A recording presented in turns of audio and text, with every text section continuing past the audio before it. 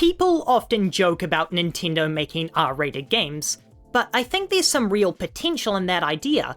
Now, they'd sooner defile Satoru Iwata's corpse before making an R-rated entry in an established franchise, but it's fun to fantasize about.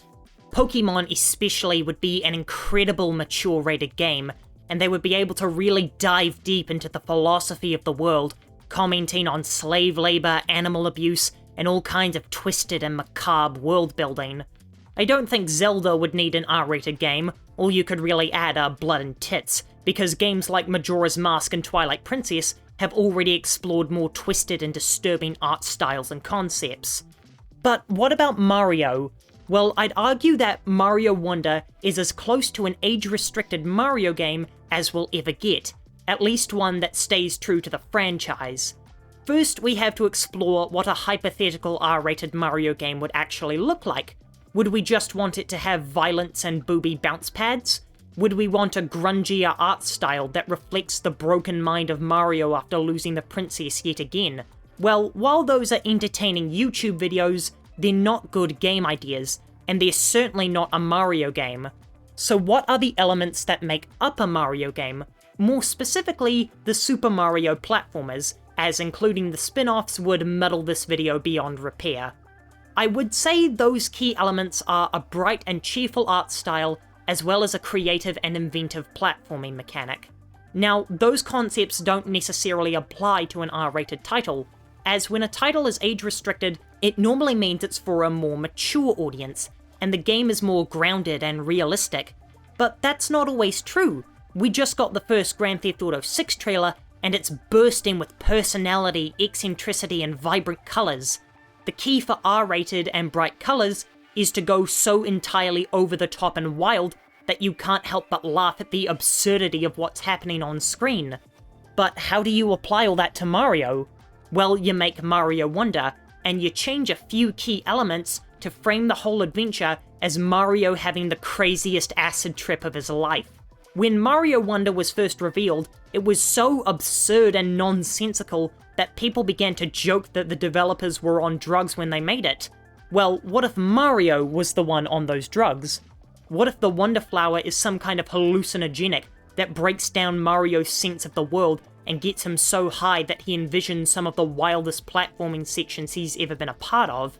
It would make sense with objects coming to life, environments changing, and the goddamn piranha plant starting to sing. Now, I want to make it clear that this isn't a theory on the game or even a reinterpretation.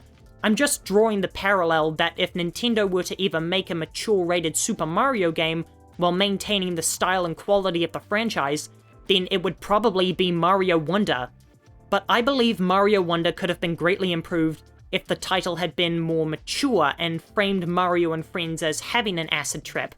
Wouldn't it have been amazing to have enemies squelch apart when they're stomped on like they're a tomato or Splatoon enemies? Expressive and grisly Crash Bandicoot-style death animations for slamming into spikes or getting shanked by a Koopa? But the big area would be the Helper Flower dialogues. People already thought these flowers were vaguely creepy with their obsession about how Goombas tasted, but what if whenever you walked past them, they just said some next-level weird stuff?